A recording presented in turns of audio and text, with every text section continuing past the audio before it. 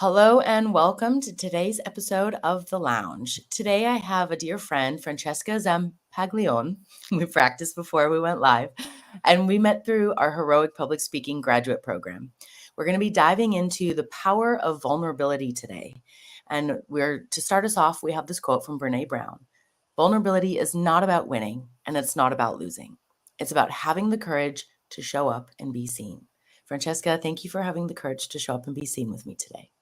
Sarah, thank you so much. What an honor it is to be here and share this space with you. I am so very grateful for our friendship. Thank you. You're so welcome. And what I love about you, Francesca, is that you're a CPA turned stylist, which you said makes people's heads spin. And then you became an entrepreneur and public speaker, and you're also a yogi. And I get that sense from you because you have this fierceness and this exactness about you, but you also know how to soften and how to really be present and listen. And that's a really hard line to walk sometimes. It sure is. And, the softness comes through practice, Sarah, right? And that came through my yoga practice, to be quite honest, and learning how to soften, because there's a lot of things in life that can make us tough on the outside, but that soft interior is always there for us. Yes, absolutely. And I love that you brought that word in, practice, because a lot of people think that vulnerability or courage or softness or empathy or confidence is something that you just have or you don't have. And while some characteristics or traits might be inherent in someone, it is only there consistently through a practice. You're showing up every day using. Yeah. And you know what, Sarah, I thought about something, when I thought about the title and what we're going to talk about today, back when I was taught how to interview, right? They're like, make sure you know what your weaknesses are, but you got to present them in such a light so that you're not really weak. That is like different. Now it's like, acknowledge your weaknesses, because that makes everybody else stronger, including yourself. Like, you can't be good at everything, right? No. So know what you're good at, know what you're not good at, and then you present your best self to you and your team, right? Yeah, absolutely. And acknowledging that you are not strong in something helps you to then choose team members and choose colleagues that can fill the gap rather than turning a blind eye and pretending that it doesn't exist, right? Exactly. Yeah. Absolutely. I see someone gave us a thumbs up for that comment. We've got some live listeners. Thank you so much for joining us live today. Yeah. So, Francesca, tell me a little bit more about your journey with having the courage to be vulnerable. I'm sure that this was not, I know a bit your keynote and I know a bit about you, but for everyone else who doesn't know you, tell us how you found yourself here and why this is so powerful for you. Wow, I just got the chills, Sarah, from you saying that. I'll start with this because a lot of people don't know this about me, but my parents immigrated here from Italy, and I learned 2 languages at the same time, which sounds fantastic. But there was impediment for me. I had a speech impediment. And here I am, a public speaker, right? Like, how does one go from not knowing how to say things to going on stage and be brave enough to do that and share your best self? And that is truly the journey of just knowing that practice. We brought that word in here and how important that was. So, I was always the person to raise my hand, like, I want to practice. I want to read this thing in class. I want to teach. I was always the instructor or teacher when I had the opportunity, in my first job. So I always took those opportunities to present and to become that speaker.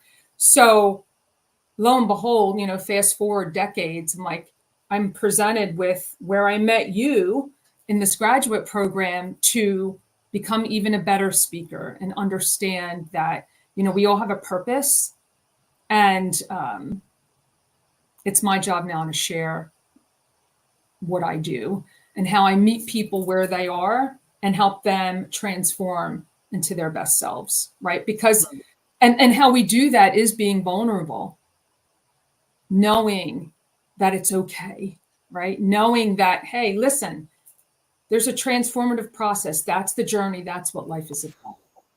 So went to school for accounting. It's so funny because people are like, how did you go from the accounting part to the stylist thing, right? Right. Well, as a kid, when I was very young, I want to say between the age of 8 and 10, my father said, you're doing the payroll for his business. He was a contractor, and his accountant showed me how to do the payroll. And the best part was I got to write myself a check, right? Yeah. So Yeah. I got to get paid, helping out dad. But what that taught me, Sarah, was that accounting is the basis for all business. And I knew Mm. that I wanted my own business someday, and that was important for me to understand the numbers. So that helped me identify my major when I went to college, and then it just went from there. And, interning at a big public accounting firm, then getting a job there, and then just leading on to the next steps. So that's the journey. And then when I left corporate, so that's a lot to make up. But then when I left corporate, I did something that, like, I want to know a little bit more about the styling piece, because I always dressed to impress, right? I always dressed to the next level. And I felt the importance of that. So I wanted to help others through that, which is why I created a course, and I was able to deliver it to other accounting firms across the state of Pennsylvania. Amazing. And I see, is that some of your styling behind you as well? So this is a form, right? And a good friend of mine gifted me this apron. And when you get gifts, sometimes you're just like, oh, you just tuck them in the drawer. But I unfolded it and I said, this is a piece of art. So then I dressed the form and I gave her a couple of necklaces. And that's Stella. I named her because Awesome. Love it. Stella means star, right? Yes. So I just helped people feel better about themselves, and how they Yes. wear and how they present themselves. Yeah. I love that. And how we present ourselves is so important, because the clothing we wear, the costume, if you will, changes how we show up. And if you don't believe me, all you have to do is look at little kids on Halloween, right? We just Right. had this a little over a week ago, and the most shy child puts on a superhero costume, and all of a sudden they're talking to everyone, and they're doing things that they normally don't do.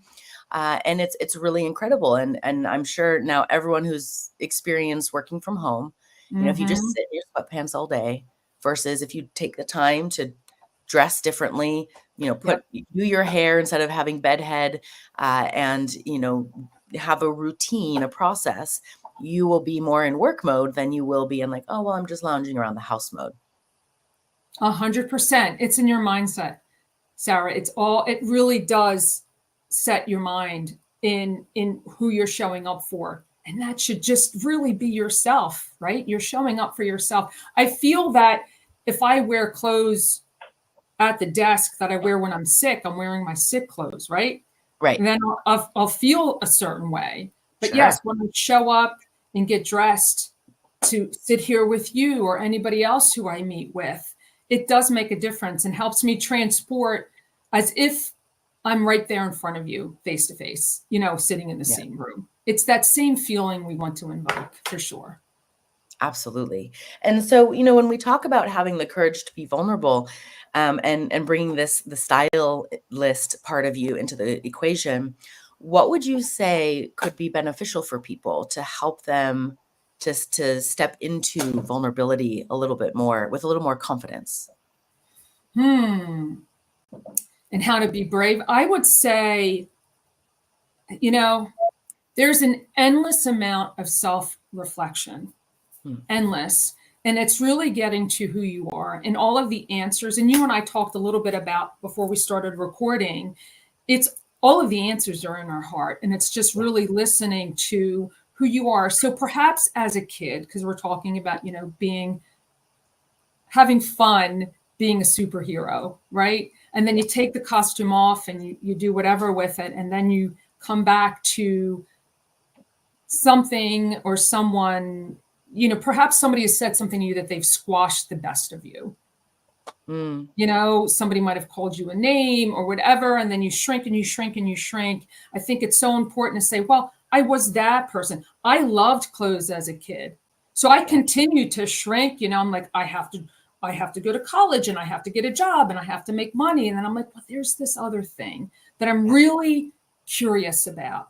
So I say, go into your curiosities of life and pursue them.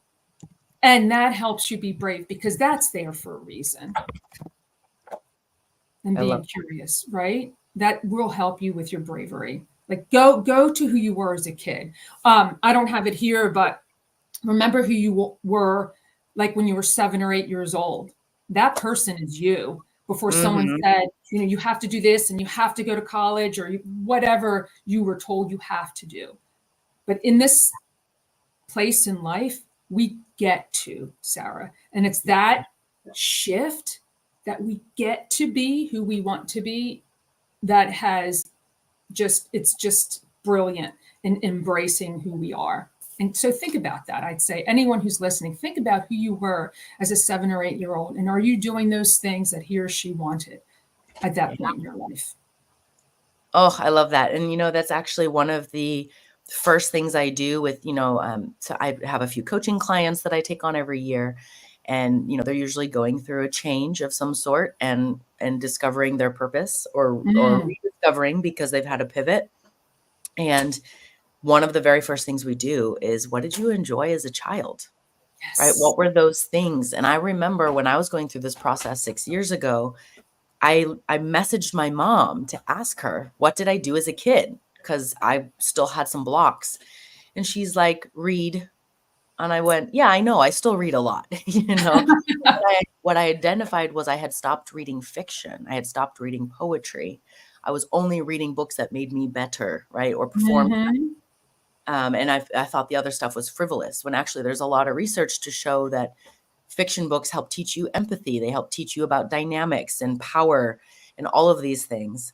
And so I said, okay, but what else? And she put read, LOL. I was like, okay, I was a bookworm. read. read and read. Right. Yeah. No, I mean, I had a flashlight that like you could open up and it became like a little lantern, and I'd sneak under my covers and like read after I was supposed to be asleep. My mom would always the next morning like, why do you have such dark circles under your eyes? I'm like, I don't know. That's so adorable. But I also used to sing, and I've been singing more lately, which has been super awesome. I was a figure skater, so it was very like the performance on ice, that expression and that muchness. And then I started to hide it because I thought that, that's what you need to do in the world, because a lot of people don't know how to handle other people's muchness. Right. But that's on them. That's not on you. So I agree with you. Like, go back and find those things and just explore with that. Maybe they're no longer the curiosity, but maybe it's evolved in some way. Yeah, I love that. And I love that, you read fiction because it helps you visualize things, right? When you're reading, there's authors are really good at putting things in words. And then it's up to us to visualize exactly what they're describing. And that really helps us practice, because visualization, we get to visualize what we want in life. Like I visualized myself on stage, Sarah, and that helped me get through all of the things that you and I got to do together through our training, as I would see myself there. And that really help make it easier, if you will, because it can be so nerve-wracking. Am I going to remember what I have to say? What if I forget, right? And if you just see yourself on the other side of fear, I think that's the answer right there. Absolutely. And a lot of, for those of you who are athletes that are listening and tuning in, this is a very common technique. It's close your eyes and visualize that you've made the lift, that you did the jump, that you, hit the marker that you wanted to hit, and then go into that feeling of having that result. Yep. And I remember competing at the CrossFit regionals, and I think it was 2016 in Australia.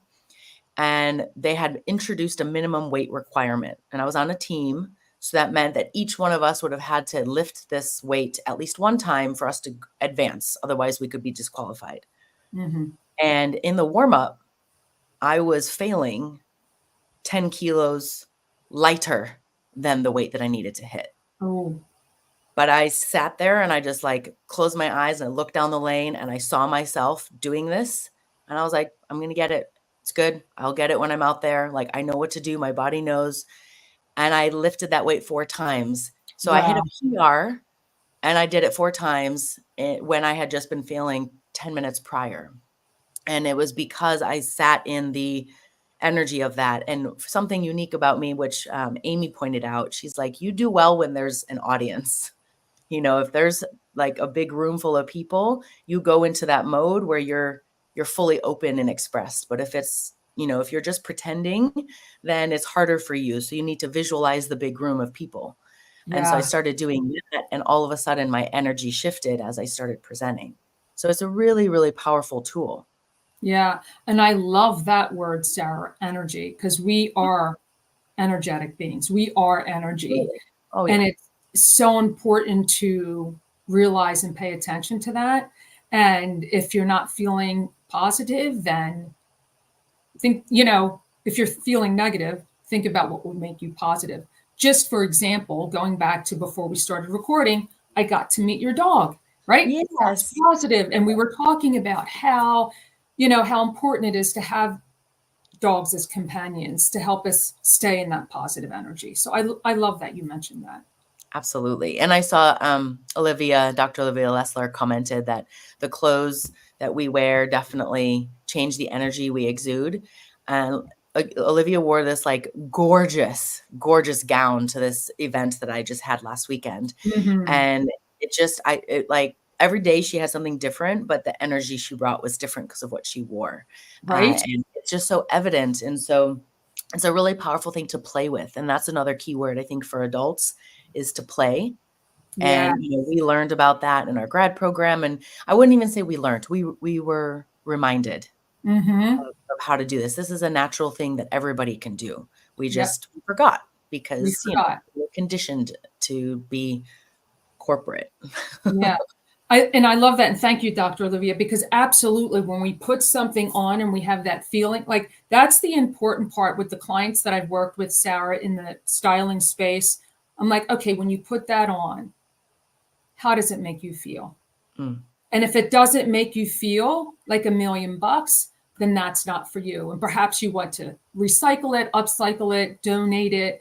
Like it's really important to have whatever you have in your closet space or whatever, just continue to build the wardrobe that gives you power, if you will, that has Mm. you feel in that positive sense, because that's everything. Yeah. So even down to the everyday, yes, special events for sure, when we're all glammed up, right? And we're giving special attention to our hair and what we look like that day. But I say, do that every day with your everyday pieces. And if you're just even hesitating, like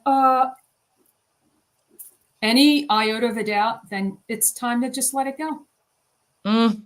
I feel like this is the perfect time for me to hear this because I was just in San Francisco with my girlfriend, Nikki, and we were talking about, she's like, I hired someone to help me go through my closet because I'm in this like weird, like, I love this thing, but I don't ever wear it. And like, I just don't know if it's my style anymore. And I thought, oh, that's a great idea because when I get home, I want to go through my closet because I've tried the whole put all your clothes facing one direction thing. And then Yeah. if within 6 months or a year, depending on the seasons, right? If you haven't worn it, once you wear it and wash it, you face it the other way. So if by Mm-hmm. the end of the time frame you go and it's like it hasn't been turned around, there's a reason why you're not choosing it, right? That's right. So I've been going through my closet and pulling things out. And, sometimes also clothes hold memories, right? Maybe it reminds you of Oh, a certain season of your life. Like some of the things remind me of my ex-husband or when I was, working for this job, and yet I'm still holding on to it. So why? So I've been really sitting with that and slowly just putting them on the other side of the closet and just removing them from like my view of it. But what my thing has been is the energy. How do I feel when one, I just pull it out and then yeah. when I put it on? And Yep. if it's just like meh, I'm donating it. That's right. Oh my gosh. So you bring up memories for me of I helped someone with her closet, and she was an accounting partner. And she's like, I have nothing to wear. let me tell you something. Every woman has a secret closet or an extra closet, right? So she had her bedroom closet, and then she had her down the hall closet, and then she had the basement closet. And I Right. said, and we went through this one closet, and she goes, and every hanger, Sarah, had a story, just like you're saying. There's these memories. Well, my deceased mother-in-law gave me this, and my mother gave me this, and it was really hard for her to let go, but it was taking up this valuable real estate in her home, and it was making her decision-making process in the morning to get ready. Like, it was taking her a while to get ready for work. So when we narrowed it down and we just put all of her work clothes in one space, we were able to say, okay, you need this, you need that. And we were able to see what she doesn't have and what she, what she does have. So 100%, like, this is stuff that I love to do. And it's an exercise we can all do for ourselves. Yeah. Because your energy walks in the room before you do. Mm-hmm. Right. Yes.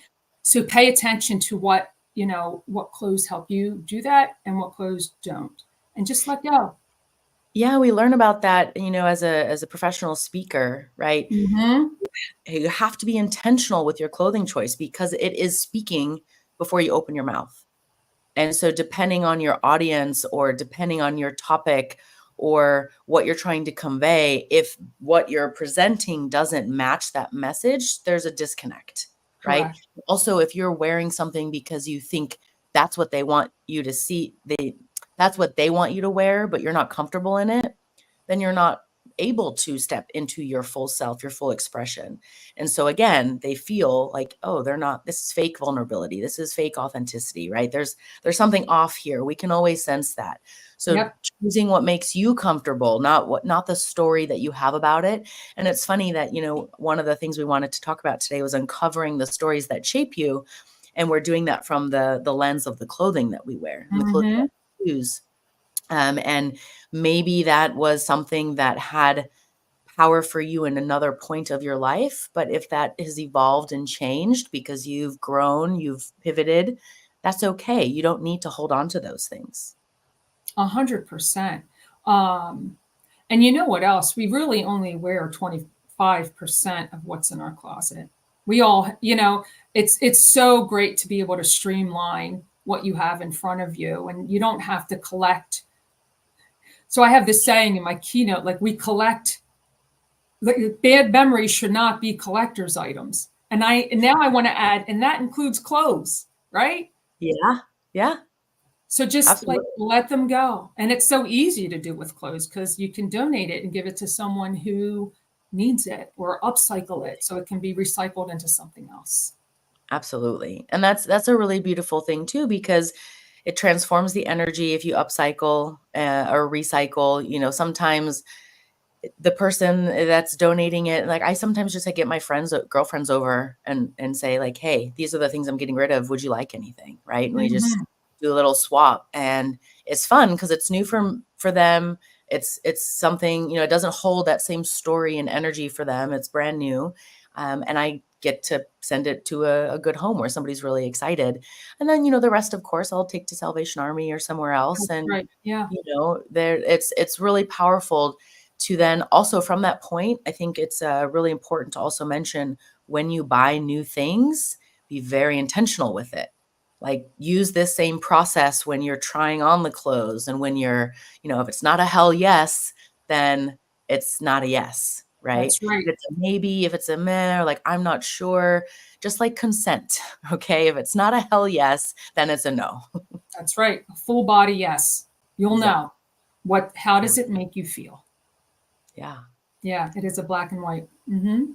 So now, when we think about, we've talked about clothing and the stories that shape us, but, obviously going to vulnerability, there's a lot of stories that we hold around having to be strong, having to have it all together, all of these things that we pick up along the way as we live life. What has been something that's been really powerful for you to help uncover what those stories are, so that you can, one, just know that they exist, and then two, get into right relationship with them and change that story? Sarah, I love this question because this is something, and right now I have the chills, so that's how I know it's the right answer. Mm. Journaling and letting go through the writing process has helped me so tremendously. I I'm going to make this long story short. So I had a hamstring injury, which is a physical injury. Mm. And for the longest time, I was going after all kinds of treatment, massage, acupressure, acupuncture. And as we know, if you've ever injured your hamstring, you're very vulnerable to hurting it again. So I'm like, I would rest for a few days or a week, whatever, and then I would go do something silly like run and then hurt it again. And this back and forth, Sarah, went on for like 10 years. Like that No. sounds ridiculous. And it Yeah. was. So then, one of my yoga friends said, you should go see this person and she's going to help you with your injury. She's great. I had nothing to lose. So I went, and she was a special massage therapist.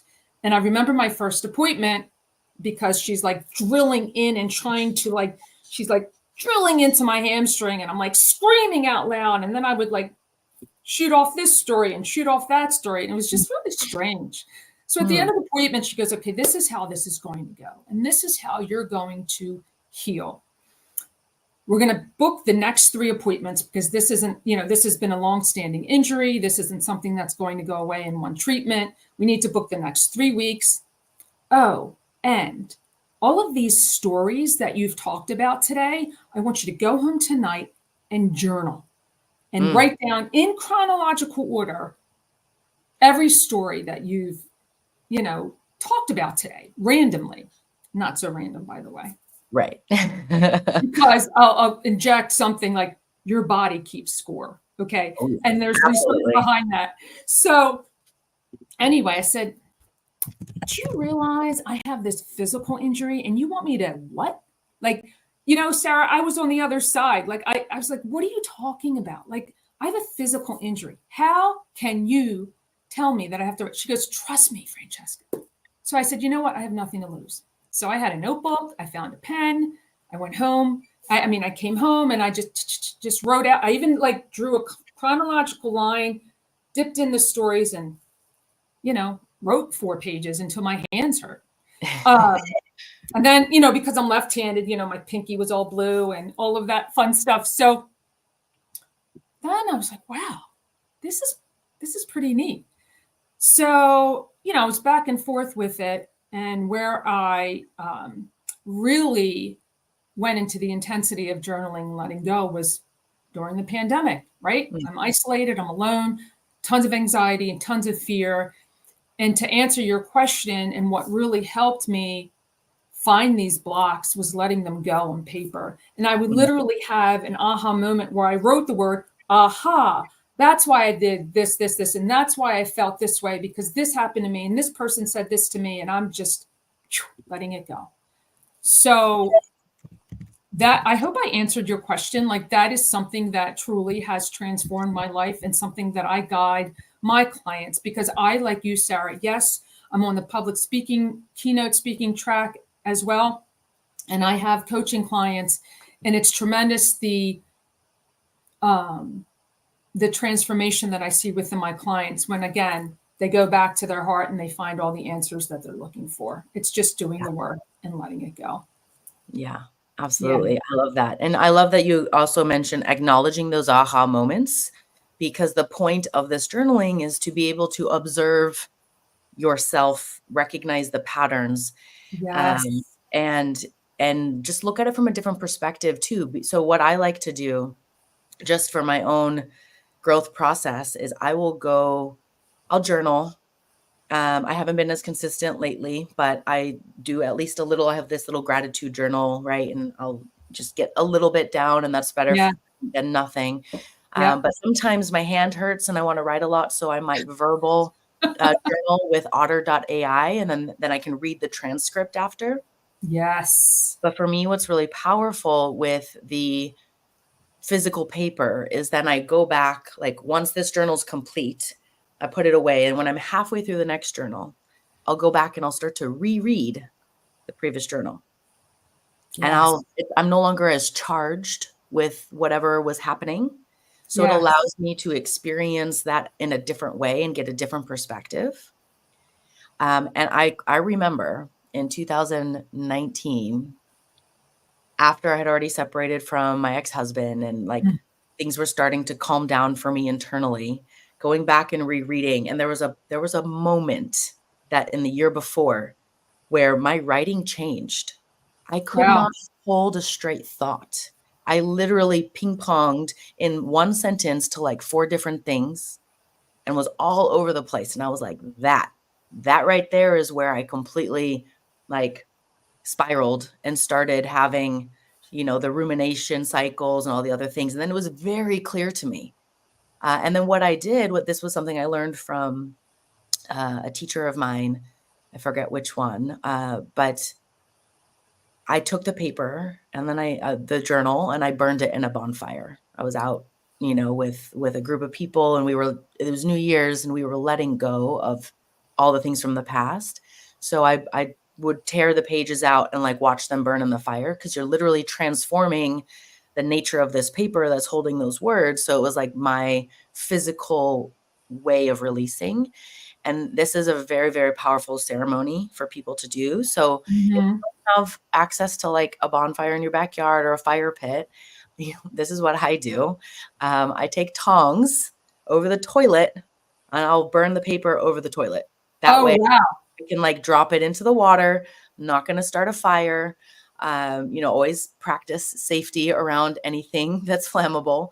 But if it's Indeed. something I really need to release, that's been a very powerful method for me. And Mhm. I see Olivia is agreeing that journaling is definitely um, a big process, and she's doing psychoneuroimmunology. That's her Oh, jam. That's a big word. It's a mouthful. She yeah. Olivia's super, super smart, but there is a lot of research that goes into how our stories actually Mhm. affect us physically. Mhm. And there's a really great book that I recommend to anyone called It Didn't Start With You by Mark Wolin.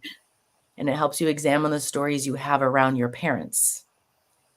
And it is very powerful, and in there, he gives the research of people who, like, reject a parental unit or a quality in the parental unit, and so the connection is severed in some way, and the rate at which those people will have, heart disease, cancer, some other major illness. For women with, like, one-parent rejection, it's, like, in the 80s, and with two parents rejecting both parents, it's in the high or low 90s. For men, Wow. it's like 95% and 99%. So it's Wow. really fascinating to, like, go back and start to uncover all of these things with epigenetics and, how we hold this tension in our bodies and what that does to our system.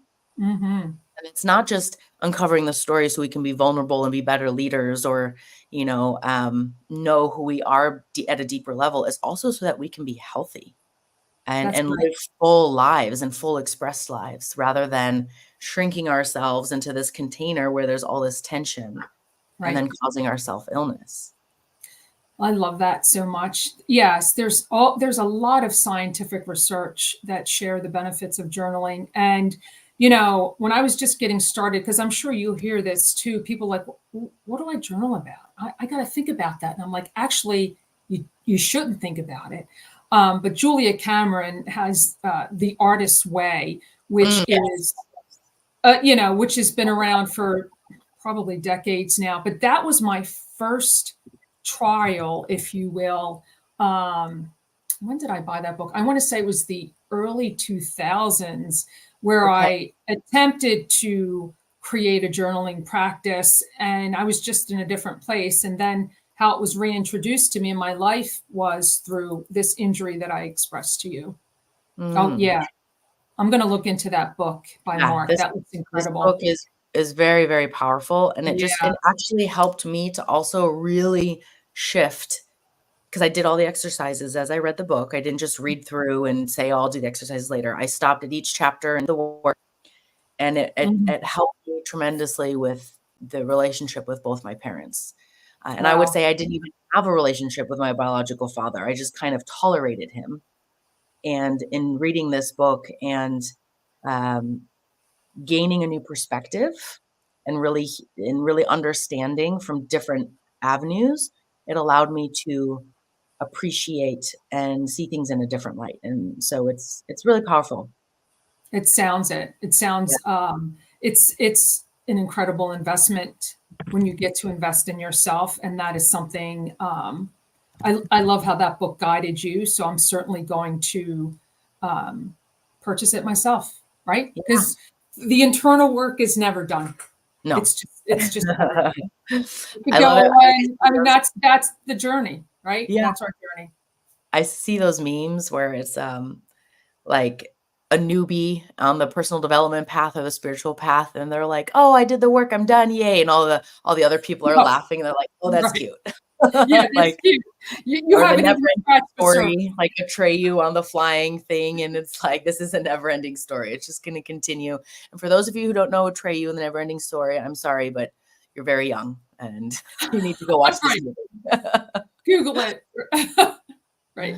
Yeah. Um, So I guess another great practice here with, journaling is wonderful. And sometimes we might find that we're low on time, at least in the moment, asking, what is this trying to tell me?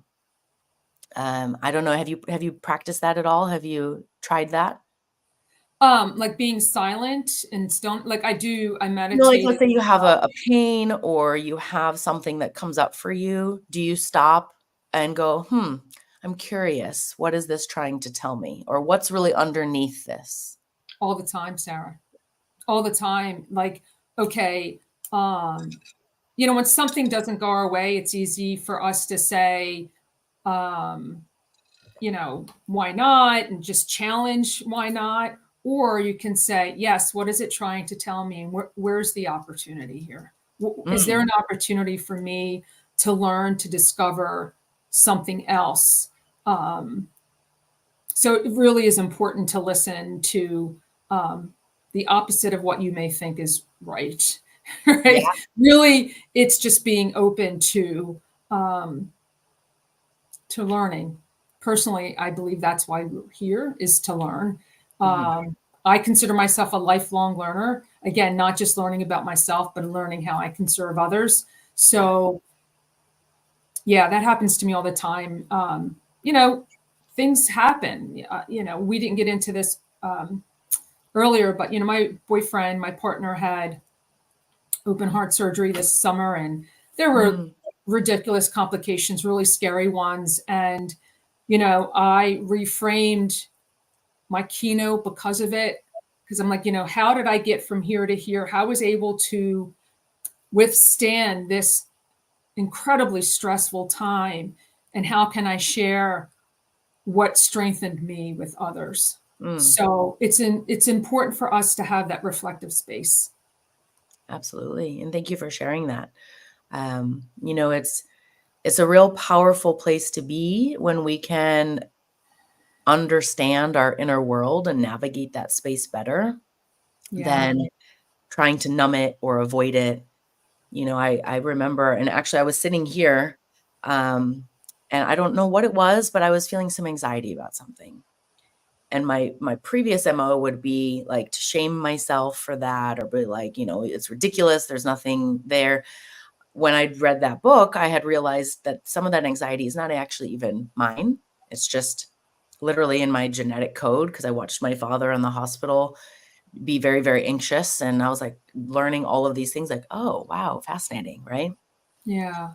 And I said, I made it not wrong. I just said, it's okay to be anxious. I'm curious what's underneath here. Like, what's the real root of this, and just let it be there rather than trying to like, let me go do something fun. Let me go do something exciting. Let me, avoid this or numb it. Let me go have a drink, whatever it is. And it passed in about 5 minutes. Wow. Whereas Wow. the intensity though of that anxiety in the past would have like really put me onto a negative spiral that might have triggered my eating disorder or might have had me go and work more. Because if I work more, I don't have to pay attention to the feelings, right? Wow. So, Yeah. it's really powerful to understand your emotions and sit with them and let them be there, because usually, just like the weather, right? Okay, you might have some rain for a couple of weeks, you might have this massive storm, but it's not a hurricane for the whole year, right? It's for That's this right. period of time, and then it passes and we get different things. Well, thank you for sharing, Sarah, because those are some personal details, and that's what we're speaking about, vulnerability. And when we share these personal, touchy moments, that's what helps transform you into the space where I'm like, you got through it in 5 minutes. Like, that's powerful. That Yeah. is powerful. And it's interesting you mentioned something about running. Well, that was my hamstring thing. Like, I Mhm. was running from myself, Mhm. literally and figuratively. And until I sat down and was given the guidance to write it out and let it go, I would have continued to run around and repair, heal, repair. Like, I would have been in that cycle for another 10 years Yeah. had I not taken action and said, you know what, I need to do something about this. So it really is listening and taking action on the guidance that you're given from, anyone, right? So good. Again, thank you for sharing that, because those are some vulnerable moments. And yeah, anxiety can get the best of us if we allow it, for sure. Yeah, absolutely. Yeah. And it's something that, as you like Brené Brown's work, right? She talks about shame a lot. And as we let go of these stories, we can release that shame, right? The cycle that we find ourselves in, because it's not helpful. It doesn't Right. serve anybody. And even just at the end of last week, it was before this event was starting, I was having dinner with my colleague, and that just like all of a sudden I started feeling the beginning of a panic attack, which I've only Mm, ever had 2 real panic attacks in my life that I can remember. They were very distinct. And I was like, that is so bizarre. So I just started to feel the symptoms, and my analytical brain tried to control and like, what is it? And you don't do this now. You can't like lose it. We've got stuff to do. And instead, I just looked over at her and I said, I think I'm about to have a panic attack. I'm not sure why. What do you think? Like, can you help me? And that's all I wow. said. And she said, okay, that's okay. You can feel that way. Like, let's just breathe, nothing else matters. And she just, sat there with me, and I was able to not have a panic attack because I asked for help. For anyone who knows me, that would have been an impossibility 5 Right. years. Like, even I've learned, I've gotten a lot better in the last few years, but even in the last year, like it still was this kind of like, oh, I feel bad asking for help, or like I should still know how to do this myself, right? Um, Right. so learning how to reach out also is a very powerful thing, because just that little moment of being vulnerable and admitting that I didn't have it all together allowed her to step up and have a vote of confidence for herself, of having this moment of stability and like, I got you. And then I got this moment of, it's safe to be here and it's safe Hmm. to ask for help. And so you're actually doing a service to others when you ask for help also. Oh, indeed. And you know what? That reminds me of something that I had to get used to saying to myself, which is, I'm not alone. We're not Mm, alone, right? And for you to make that choice to ask for help, again, thank you for sharing. It's really important to recognize and remember, like, I'm not here alone. I'm supported by people, and it's really important for us to speak up. So, gosh, like these stories that you're sharing with me are right here, Sarah. So thank you. This is you're this is a healing session for both of us, I suppose, It right? is. And anyone who's listening and who will listen, because it really is important to dig down deep and see what you can do for yourself, because yes, it helps others too, right? It does. Absolutely. It absolutely does. And you know what? I'm going to admit that I just realized I put you on spotlight while you were talking, and I forgot to take you off spotlight. That's okay. People couldn't see me while I was being vulnerable. Yeah, I and so wasn't I said, hiding, I promise. I just didn't realize. I was just yeah, so in the moment with you. yeah. Um, Amazing. Well, One of the things that I know you speak about a lot too is having this attitude of gratitude. And one of my guests previously was a gratitude psychologist. She's also been to Heroic, Wow. and a lot of people watched that episode. And a lot, of course, you get the eye roll, like, oh, okay, yeah, be grateful. But how has this shifted things in your life? Mm.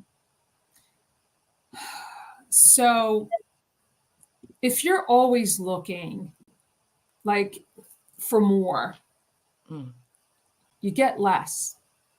And when you recognize that what you have is great and you're grateful for it, that's when your life changes.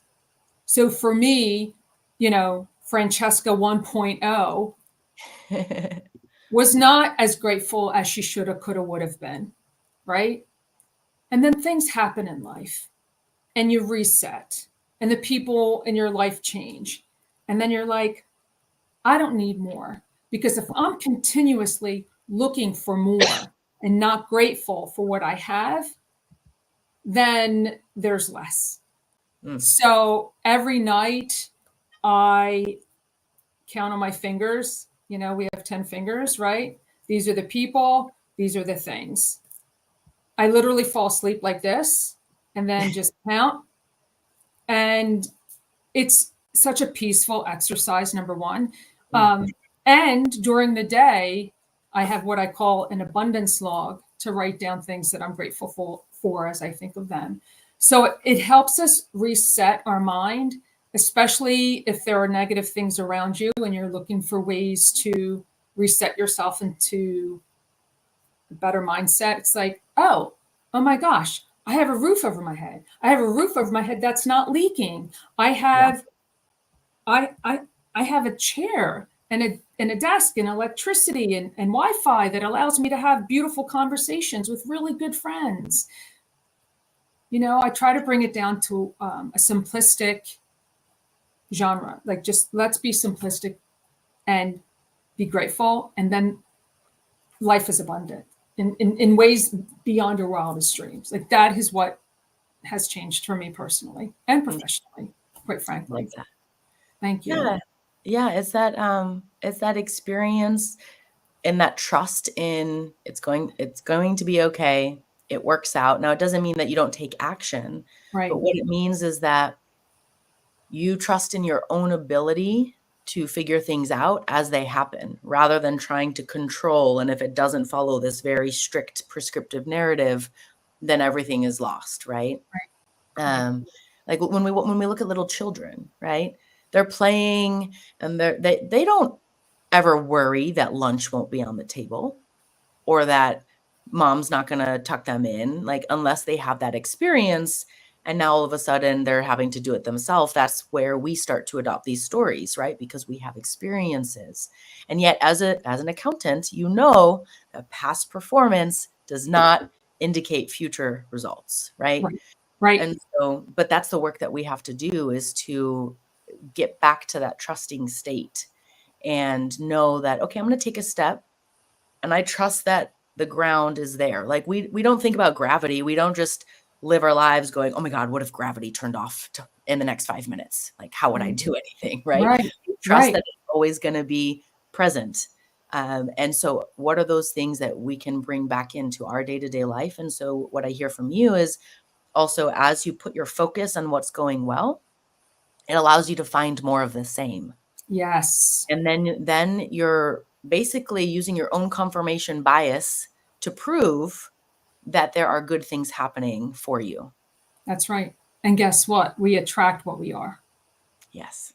Nobody wants to be around the person that's miserable and complaining about, how the world is out to get them, or the government this, or the school system that. I mean, go do something about it then. Like, Right. don't wait for someone else to hand it to you on a silver platter. Like, go take some action. What do you need in your life that you can take Right. action on?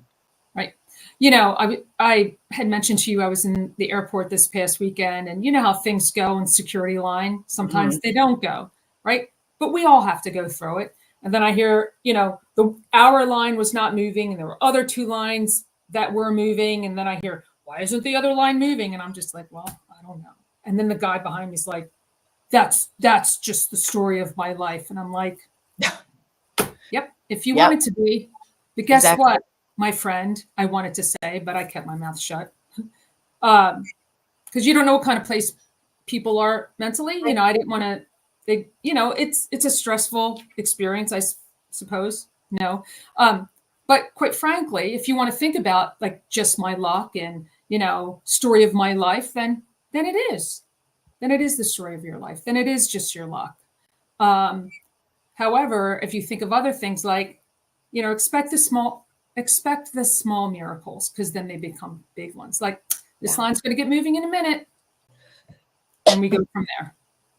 Yeah. And you know what? Think about the people, whatever you think about their competency or their mood or attitude, think about what it's like to be on the other side. It would be shit to be a TSA girl. Oh, You would have like seriously, the worst of people coming out, all this negativity directed at you, and you're just trying to do your job. just trying You to do their have jobs. all your other human stuff going on, just like we all do. And I have found that just being, even if I'm frustrated, taking a deep breath and smiling and saying it's no problem. I don't always say it's okay because maybe it's not okay, whatever has happened, right? But I can say it's no problem. That's Right, usually not condoning whatever's taking place if someone else was rude to me. And I'll just say, you know what? It's not a problem. Thank right, you for what you're doing. I know you're just trying to keep us safe. right, Like I had a candle in my carry-on, and the candles they always have to go back and get it. But when you have that attitude, then they shift also, and you that's right, might even elicit a smile out of them. And when they were previously scowling at you, now all of a sudden they're going out of their way to help you and make it easier, right, right? So I always like to try to play with that a little bit as much as I can remember. Sometimes, I'm not perfect. I'm definitely human. I still make faces and, show my emotions on my face or, so do I. get frustrated with people and want to strangle them in my mind. But then, take a deep breath and just, move on to the next thing. It's amazing what the power of breath does, right, Sarah? I mean, you have military background. I mean, the power of focused breathing and box breathing in particular, how that can reset all of these things that we're talking about today that if we allow them can throw us into a negative space. Yeah. But when we bring it back to focused breathing, it's so powerful. People like, yeah, I don't want to think about that. I'm like, you don't have to think about it. Just Right. breathe. Just breathe. just And I get guarantee oxygen into your body. it's an incredible feeling, right? Yeah. So Yeah, it's very fascinating. I invite everyone for the rest of today to just pay attention to your breathing when you're replying to an email or a message on your phone. There is actually a term called email apnea, which just yeah, applies to anytime we're responding to a message. About 80 something percent of the population, whatever the statistic was very high, will actually hold their breath or shallow breathe because you're thinking and replying at the same time. And it's this new phenomena. And I started to pay attention. I was like, oh my God, I am. I'm like barely breathing, or I'm holding my breath and then letting all out at once. And it's really interesting. So the more you learn about the breath and breathing, you might also remember this from yoga training. When you take a breath in, you are not actually doing anything. You are not doing the action of bringing oxygen into your body. Atmospheric pressure is pushing the oxygen into your lungs. What you're doing is you're moving your diaphragm down so the lungs can expand and just be filled with air. yeah, So a lot of people think of taking in a breath as work. Actually, it's not. It's the opposite. that's right. And then releasing the breath is actually you pushing it out and Right. going against atmospheric pressure. And so in that vein, it is actually natural to receive. It is easier to receive than it is to give back. And we have to do that first in order to do the second action, right?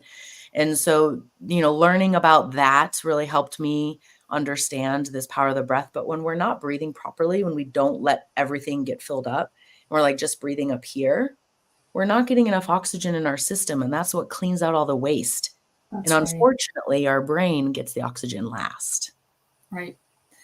Wow. So many things, like we're in flight or fight, right? We're in the wrong place. And through yoga, I learned people who like pant, like I practice hot yoga, and it's really easy to forget that you have to breathe through your nose. And sometimes it's easy to forget that you have to breathe, period, because you're like, you want me to do what with what? Like put my arm over here and, hold this position for a certain period of time. And people who panic start panting. It's the same thing. Panic breath, right? And as soon as I hear someone breathing out of their mouth, I want to tell them, like, just through your nose. Yeah. Slow it down. Do less. Yes. For me, that was one of the key components that I learned. And wow, Sarah, to take that outside of the hot room, do less. This is a lesson that is not just in that space, but in life and in life. How about the yes and? Do less. You don't always have to do more, right? To do better. In fact, by doing less, you do better. And that is something that I have learned through my yoga practice in, don't panic and stay out of flight or fight. We are only intended, our brains, our prehistoric brains, we're only meant to be in flight or fight for 5 to 10 minutes when we're being chased by a saber-toothed tiger. The rest of the time, Sarah, we're supposed to be sitting around the campfire. Like that's what our ancestors did. They didn't run around all day being chased by a saber-toothed tiger, but our lives, that's flight or fight. We want to be in compassionate mode. So I beg everyone to do what you suggested a few moments ago. Let's focus on our breathing at different points in time during the day and see what changes for you. And I bet you will start to change. I wish this could be world peace, but at least it's a start. We can tip away. Well, and the thing is going towards that goal of world peace requires you to be peaceful. That's and I recently shifted. I think it was this year around the time of when we graduated, that, it's like the pursuit of happiness, right? That's the American dream. That's what everybody talks about. I just want to be happy. I don't want to be happy because happiness is a fleeting emotion. And I also want to feel other things, right? It's like when I try to explain this to people and they don't understand, I say, do you like to laugh? Right? You like to laugh, right, Francesca? Yeah, love to laugh. Right? Do you want to laugh 24/7? No, I would have right? muscle cramps. I mean, It's not right? I'm normal. like, I can feel it right here. I'm like, well, I like to be happy, but laughing all day, that could be physically painful. Right? And you'd be hyperventilating, your Right. jaw would get tired. Like Right. so many people would think you're mad, you'd Right. feel mad, you'd want to experience something different. So my goal has become peace.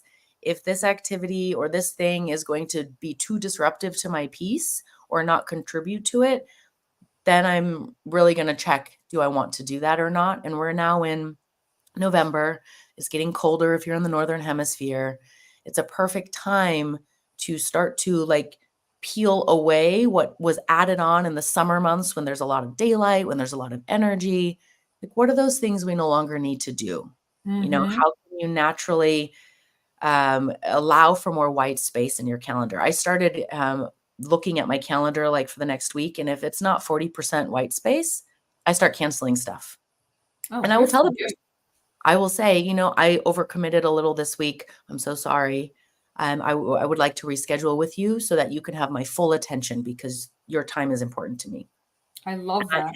I find that they respond very well. I've never had a person come back going, oh, well, I can't believe it. They actually go, oh, thank you. I was actually overloaded too. This is even better for me.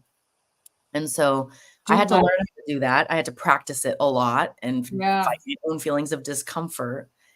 But now I wouldn't trade that peace for anything. Right? I love that. And you know what, Sarah, what I learned about happiness, 2 pinnacle moments for me. One is that it's my choice and someone else can't do it for me. Someone else can't make me happy. I need to choose that happiness. Right? And then also that was the first revelation. And that was through my divorce, by the way, because I thought like being in this relationship and doing the things that my parents wanted me to do. Right. That's another show. So that was one pinnacle moment. And the next one was during the pandemic. Dr. Laurie Santos from Yale had the most popular course about happiness. And it's not about me. It's what I do for others that's going to give me happiness. They did the testing and said, if we gave you $20 and given the choice of spending it on yourself or spending it or giving it to someone randomly and seeing their reaction, their energetic reaction, that's where people found happiness. Not going out and get a manicure, pedicure, or whatever for yourself, but giving it to someone randomly. That's what generated the happiness, because it was that reciprocal energy of reaction of happiness in that other person that gave us the happiness. Like that was, I'm like, yes, that's what we need today. So I love that you mentioned that too. Yes, peace is important, and it's also important of how we generate it within ourselves. Absolutely. So this lends me to our next question, which I always like to ask all of my guests. What do you think your superpower is? Great question. I know I'm not supposed to say that because in grad we're like, we're not supposed to say great question, but it's just you and I. So I'm going to say great question. My awareness. Awareness of other people, their energy, my energy, physical, emotional. I would say my awareness. Beautiful. I love that. Yeah. And may I ask, was this a superpower that you've always had, or was it something that you discovered or honed over time? So a little bit of all of those things, and I'll tell you how and why I'm answering that way. So as a little kid, I remember my mother saying to me, God rest her soul, she said, the day that you were born, I had you on my shoulder and you're just looking around. And the nurses were like so surprised that here you are just born and you're like, looking. And I was always looking. And I was just like, huh. So from day one, I had this.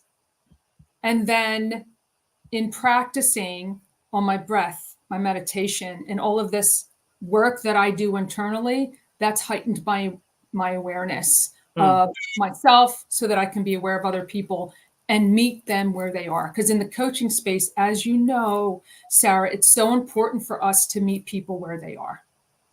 Absolutely. Yeah. Yeah.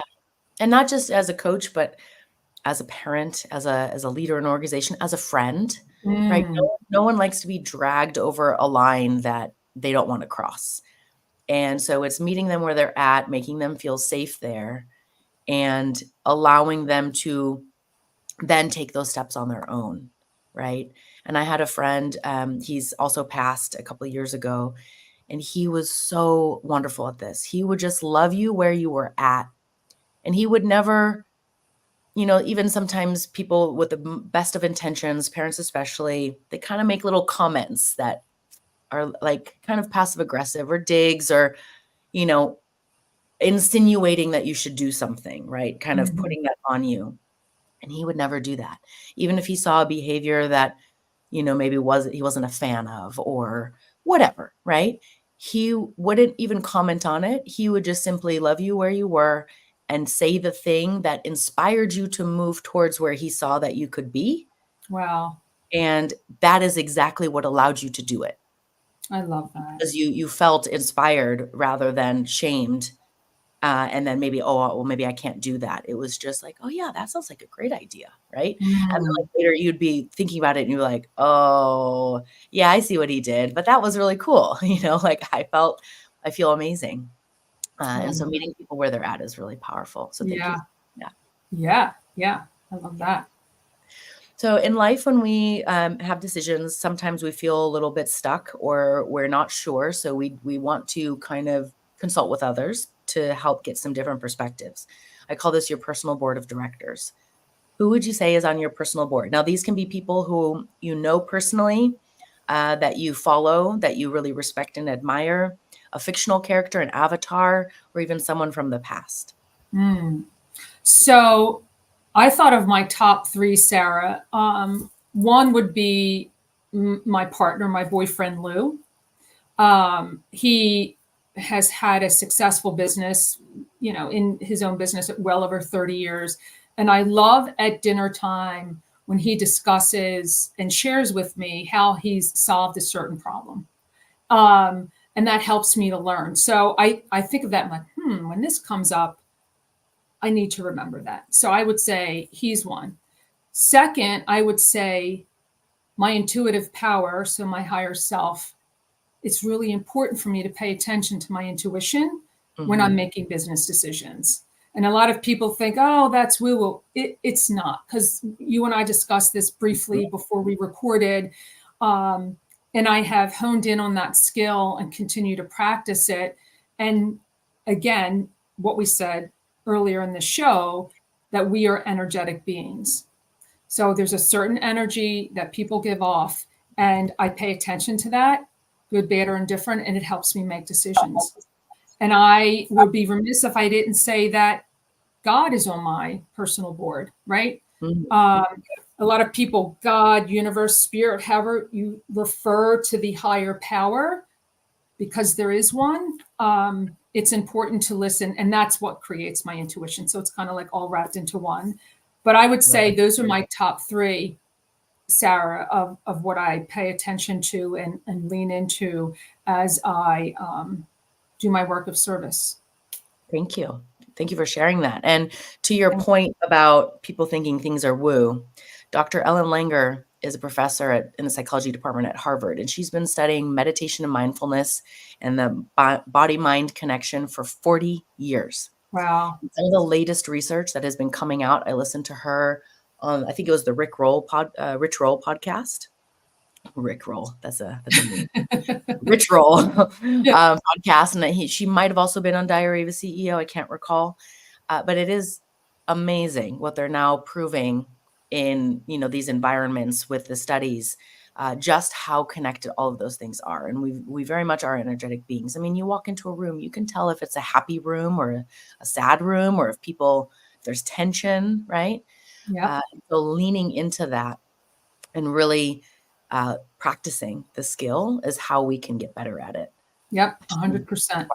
My friend Charlie's laughing at my Rickroll. Yes, I know. I'm Rickrolling myself with a comment. Okay. Okay. Final question. Yes. This is, how do you best represent humanity? And it's coming from the lens of another intelligent life form from somewhere else has come to Earth, and you are the first human that they interact with. So what do they learn about humanity because they've met you? I do my best and try to represent love, because that is the energy that I am reminded of. Like, love is all around. So last night, for example, Lou, my partner, and I are into Christmas. We love all of the holiday movies, and we were watching Love Actually last night.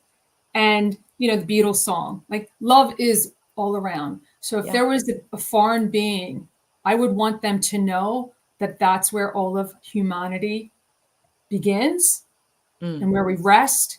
And it is up to us to stay in that place in our journey. So, and I'll go back to saying, meeting people where they are in that space and helping them feel that. I do the best I can. I'm not perfect. You said that earlier. We're not perfect beings. We do what we can. And, if someone cuts me off, I do the best to try and understand, that they're going someplace important, or perhaps there's someone ill. Like, coming back to that, give them the benefit of the doubt. That takes practice. Because again, Francesca 1.0 wouldn't have given them the benefit of the doubt. I'm in a space now where I'm like, it starts with myself. And that's where world peace, right? How can I contribute to that? Yeah. So yes, choose love, Sarah. I thought about that because you were gracious enough to prepare me with the questions. Not all podcast hosts do that. So I thank you. And I had a moment, and that's where I landed. Beautiful. Well, thank you so much, Francesca. It's been such a pleasure to have you with me this morning and to share, your story and to dive into this topic with you. I think it's been very valuable, not just for me, but for everyone who's been listening and tuning in as well. Oh, thank you. It was just truly an honor. I value our friendship and our time together. This is just, thank you for meeting me where I am and allowing me to be me. Like that's truly where life begins. So thank you. You're so welcome. Well, for everyone who's tuning in, please remember to like this episode and subscribe on YouTube. Let us know what you're looking forward to in future episodes. And if you'd like to reach out to Francesca, where's the best place for people to get in contact with you? So I have two websites, one with my name. So my name will be publicized. So Francesca Zampaglione, that's the fancy way to say it, but I'll say it easily, francescazampaglione.com. And thankfully we have the written word to share it. And then I also have Dressed Smart, DRESSED smart, one word.com. Yeah, that's perfect, Sarah. Thank you. Dressed.com. Yep. Maybe I need to work with you for my new work. Yeah, for sure. We'll continue. We'll get rid of that 75% of the wardrobe that you don't wear, and we'll donate it to someone who will. And obviously on LinkedIn, I don't know if there are any Francesca Zampagliones. So I don't think so. I think there's just you. It should be. As soon as you type in Francesca Z, hopefully you'll be able to find me. So those are the best places, Sarah. Thank you for asking. You're so welcome. Well, Francesca, thank you again. I look forward to hopefully catching up in person soon. Indeed. Thank you, Sarah. You're so welcome. And for everyone who's watching, we have 2 episodes of The Lounge next week. Join us for an episode with Allison Matos, who's working in the space industry on the news side, as well as Justin Maxwell, another heroic grad. We'll see you soon. Justin. Woo-hoo, go Justin. Awesome. Bye, everyone. All right. Bye-bye.